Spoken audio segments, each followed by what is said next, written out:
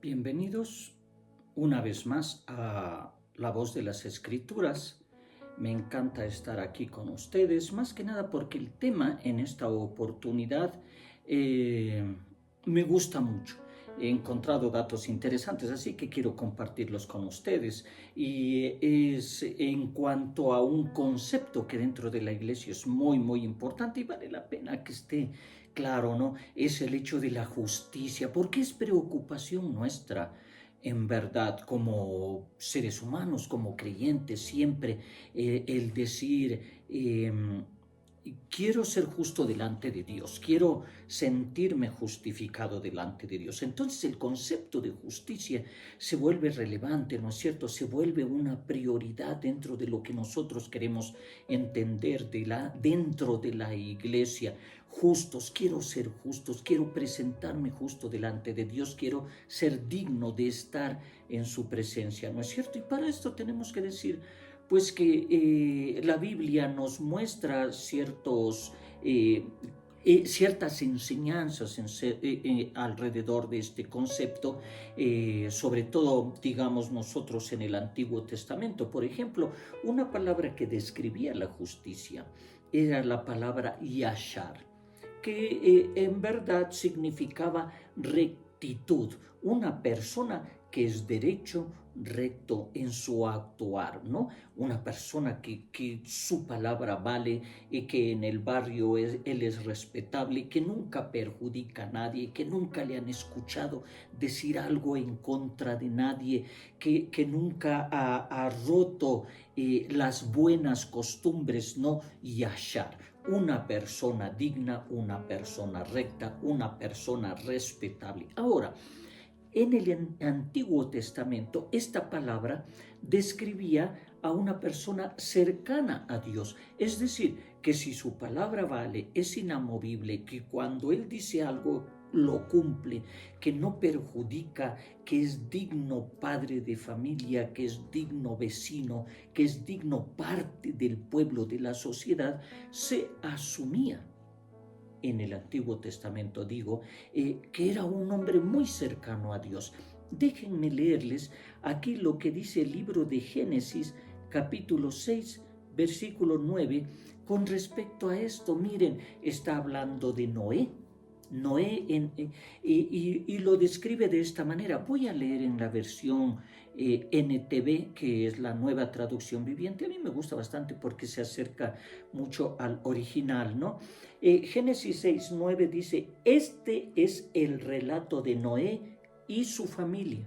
Miren, Noé era un hombre justo y miren cómo le dice, era la única persona intachable que vivía en la tierra en ese tiempo.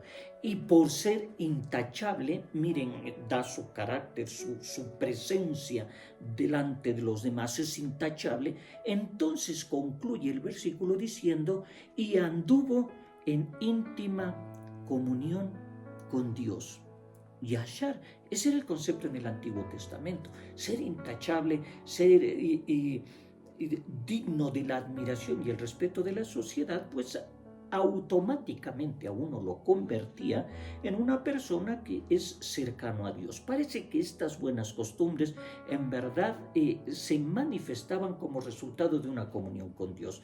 Esto es lo que se observaba. Ahora, en el Nuevo Testamento, este mismo concepto de justicia se describe con la palabra dikaios, que es un griego dikaios, ¿no? Y que significa también ser justo, ser virtuoso, pero con un antecedente pequeño que hace una pequeña diferencia, que algunos dicen que es una gran diferencia.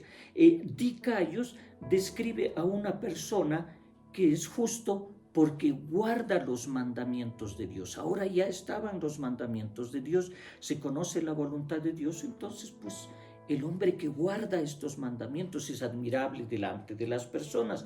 Ahí está el libro de Mateo, capítulo 9, versículo 13, que describe esto que estamos diciendo, ¿no? Dice, luego añadió, vayan y aprendan el significado de la siguiente escritura. quiero que tengan compasión, no que ofrezcan sacrificios. Esto está diciendo Cristo, pues no he venido a llamar a los que se creen justos, sino a los que saben que son pecadores. Es decir, Dicaios viene aquí a describir a una persona que, reconociendo su pecado, se convierte de eso y se vuelve en un obediente de la ley y de las exigencias que Dios pone de acuerdo a la ley para una comunión con Dios, ¿no? Dicaios, uno que es justo, uno que es recto, porque ahora es obediente de la ley. De eso se trata.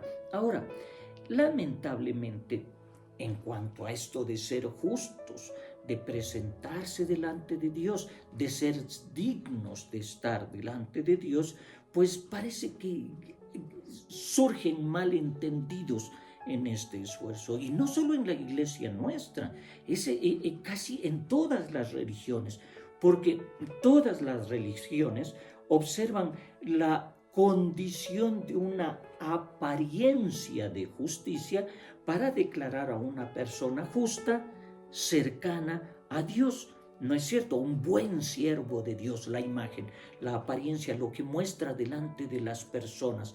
Y ahí nosotros vemos budistas, católicos, islamistas, hinduistas, nosotros mismos, los protestantes, no los evangélicos. De tal manera se malentendió este concepto que, por mencionar uno de estos conglomerados religiosos, digamos los católicos, que yo estuve leyendo hace un tiempo y me gustaron muchos datos que yo encontré de esto. Dice, los reformadores lucharon dentro de la Iglesia Católica contra conceptos que empezaron a aparecer en cuanto a cómo llegar a ser justos delante de Dios. ¿No es cierto? La Iglesia Católica tuvo sacudones dentro de su estructura con el mismo Juan Hus, con Martín Lutero, con Juan Calvino, entre otros, que no estaban de acuerdo con esta postura de la Iglesia en cuanto a la manera en que el hombre llega a presentarse justo delante de Dios, porque la Iglesia manejaba el concepto de que el pecado y la culpa son dos cosas diferentes. Estos eran divididos. La culpa la administraba la Iglesia. Cuando uno iba y confesaba el pecado, pues el sacerdote solucionaba el problema de la culpa, le decía 5 Padres Nuestros, 10 Ave Marías. Y uno salía 5 Padres Nuestros, 10 Ave Marías. Cuando cumplía lo que el sacerdote dijo, entonces automáticamente Dios le perdonaba el pecado. Si el pecado era más grande, entonces 20 Padres Nuestros, 50 Ave Marías. El Padre ya dijo, entonces el pecador sale, cumple con las exigencias del sacerdote, acto seguido, Dios perdona la culpa. Es decir, la culpa la administra la Iglesia, el pecado lo perdona Dios. Ahora, si el pecado es más grande, entonces la solución se volvía otra, incluso se llegaba a pagos económicos, y si las personas pecadoras eran pudientes y sus pecados eran grandes, pues las absoluciones eran costosas, ¿no es cierto? Entonces, al llegar a este acuerdo con la Iglesia, el pecador cumplía con la exigencia de la Iglesia y Dios perdonaba el pecado. A la vista de los reformadores, esto no era justo, y así se originaron dentro de la Iglesia luchas feroces, enfocadas sobre todo en contra de las indulgencias, del purgatorio y cómo sacar a una persona del purgatorio, de las beatificaciones, de los credos, de muchas otras cosas más que dentro de la Iglesia comenzaron a manejarse en cuanto al movimiento de mostrar a una persona justa, de que una persona pudiera mostrarse justa delante de Dios, ¿no es cierto? Por ejemplo, con esto de las indulgencias, a mí me parecía muy interesante, ¿no es cierto? La iglesia pone la penitencia y luego Dios perdona. Es como si Dios se convirtió en el secretario de la iglesia. La iglesia pues llegaba a un acuerdo con el pecador, y una vez que el pecador cumplía con la condición impuesta por la iglesia, entonces pasaba al siguiente escritorio, digamos, en el que estaba Dios poniendo el sello de perdón. Es esa más o menos la imagen que a mí me da, ¿no? La iglesia accede, concede y Dios perdona. Ahora, algo que quiero compartir con ustedes, algo que me pareció muy interesante y datos que encontré cuando estaba investigando acerca de esto, es que en la antigüedad, en cuanto a las indulgencias, se llegaron a manejar ciertos matices que me parecían muy interesantes. Por ejemplo, había una persona que tenía posibilidades y entonces podía venir a la iglesia y decir, ¿sabe qué? Yo quiero pagar mi penitencia, cóbrenme, quiero pagar mi penitencia por mis pecados pasados, estoy arrepentido de ellos, por los pecados presentes, pues, y también por los pecados futuros, de una vez. Vamos a arreglar todo, así que ¿cuánto es esto? Y este hombre recibía un documento con el que estaba perdonado por sus pecados pasados, presentes y futuros. Él adquiría un documento con el cual en el momento de su muerte, no importa lo que habría hecho, este hombre era justo delante de Dios porque podía presentar su documento. Y si había un pago extra, dice esto que yo estaba leyendo, si había un pago extra, un porcentaje extra, este documento que yo tenía podía ser transferible. Es decir, un familiar mío, pues tiene una vida demasiado desordenada que a mí me preocupa, o un familiar mío ha muerto en una vida desenfrenada y yo quiero salvarlo de eso, yo puedo transferir este documento a él. Lo llevo a la iglesia, lo presento y este hombre automáticamente es sacado de la condenación o del purgatorio, de donde sea, y es declarado justo con este documento que yo se lo concedo a él. La justicia delante de Dios. Esto como datos interesantes en cuanto al manejo, al entender de la justicia en la antigüedad, y vale la pena mencionarlos para establecer el contraste en verdad con lo que la Biblia dice. ¿Qué dice la Biblia?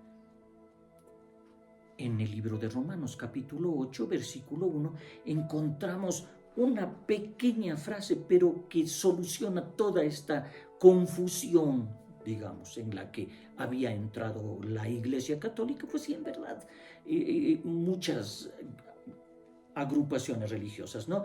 Romanos 8.1 dice, ahora pues ninguna condenación hay para los que están en Cristo Jesús. ¡Qué maravilla! Ahí está solucionado el problema. Entonces, la justicia de Dios, aparentemente, según el versículo, y no es que aparentemente, sino que según la palabra de Dios, está en Cristo. No hay condenación para los que están en Cristo Jesús. ¿No es cierto? Entregamos a nuestro Señor Jesucristo nuestros pecados, nos colocamos en fe delante de la cruz, poniendo nuestras culpas y nuestras maldades en Él, en ese sacrificio, y automáticamente Él nos concede su santidad y su perdón, y de pronto somos declarados justos. Con esto como antecedente, nosotros digamos que entonces diríamos que la Biblia en verdad nos presenta solamente dos enfoques que son clarísimos en cuanto a la justicia. El primero es el carácter de Dios. Si nosotros entendemos el concepto de justicia, comparándolo o contrastándolo con el carácter de Dios, entonces vamos a tener una idea clara acerca del principio mismo de la justicia, ¿no es cierto? Porque Dios es santo, Dios es puro, Dios es sin mancha, Dios no miente, Dios no se arrepiente, Dios no falla, Dios es justo, no pide más por nuestras culpas, no pide menos, no permite menos por nuestras culpas. La paga del pecado es muerte, y Dios, al recibir esto, pues automáticamente nos justifica y nos mira sin recordar nuestro pasado, sino solamente observando la obra de nuestro Señor Jesucristo, ¿no es cierto? El carácter de Dios nos permite tener una idea clara del verdadero concepto de justicia. Esta es la primera forma en que el concepto es aclarado de acuerdo a la palabra de Dios, porque eso nos dice el libro de Salmos en el capítulo 35, versículo 28. Dice: entonces proclamaré tu justicia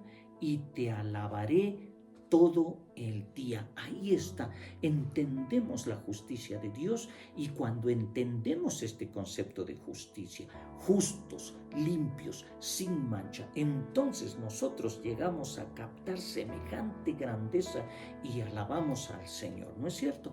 Ese es el primer ángulo, para que nosotros pudiéramos ver, visualizar el verdadero concepto de justicia, la persona de nuestro Dios. Pero la segunda forma que la palabra de Dios nos anima y nos conduce a ver y a enfocar el concepto de justicia es en cuanto al resultado de la obra de Dios en nosotros a través del sacrificio de nuestro Señor Jesucristo, ¿no es cierto? Y miren lo que dice el libro de Romanos, capítulo 3, versículos 22, 23 y 24. ¡Qué maravilla! Nosotros vamos a ver que ahí dice, desde el versículo 22, decíamos, del libro de Romanos capítulo 3, Dios nos hace justos. Miren, ese concepto de justicia, que ya lo tenemos claro, ¿no es cierto? Ya sabemos, entendemos de qué se trata el concepto de justicia. Nosotros vemos aquí que dice: Dios a nosotros nos hace justos a sus ojos cuando ponemos nuestra fe en Jesucristo. Y eso es verdad para todo aquel que cree, sea quien fuere, pues todos hemos pecado. Nadie puede alcanzar la meta gloriosa establecida por Dios. Y aquí viene el contraste. Sin embargo, con una bondad que no merecemos, Dios nos declara justos por medio de Cristo Jesús, quien nos liberó del castigo de nuestros pecados. Ahí está nuestro Señor Jesucristo, tomando nuestras maldades, tomando nuestros pecados. Él carga con todo eso que a nosotros nos alejaba de Dios, pero en ese mismo momento a nosotros nos coloca con todo aquello que es justo de Él, de su persona, de su santidad, porque dice que es el Cordero que nunca pecó. Él coloca eso en nosotros y nos declara justos. Por eso no resulta redundante decir: ¿para qué murió Cristo?